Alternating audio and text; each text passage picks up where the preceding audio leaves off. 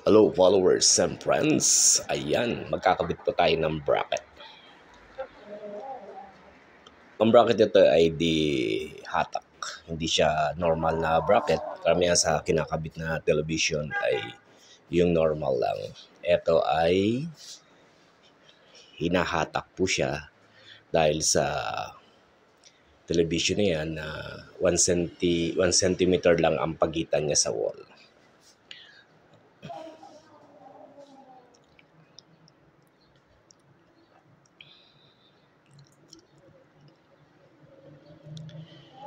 Ito ay tinatawag na digital signage. Diyan mo ninyo makikita yung mga paninda. Pakita ko sinong modelo. Para siyang commercial. Ayan ay pinoprogram. Ayan po program pa. Ito yung normal na TV, smart TV na pwedeng pahalang at pwedeng patayo. Pinoprogram lang po yan para sa patayo. Ito yung makikita nyo sa mga mall, sa mga tindahan sa mall na nakikita nyo na yung mga commercial, sino ang model, kung ano yung paninda nila. Ayan po, pinoprogram po yan.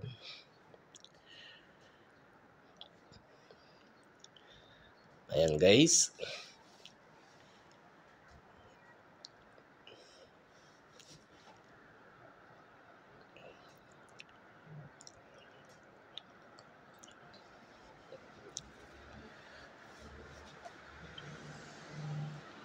Itong project namin to ay tindahan ng jewelry. Kaya sa screen na yan, dyan makikita yung kung ano yung paninda nila, yung mga kwintas, bracelet. Dyan makikita po yan. Pero sa ngayon, hindi pa po kasi nakakonekta sa wifi yan, kaya hindi pa natin makikita.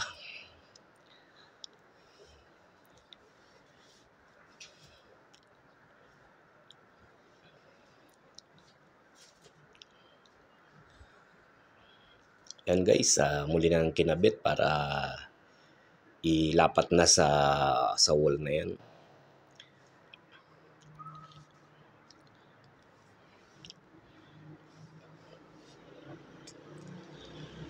Bali ano siya, 65 inches na Samsung Smart TV. Ang ganda, di ba? Madali lang naman siya ikabit, kaya lang medyo mga proseso dahil pinoprogram pa.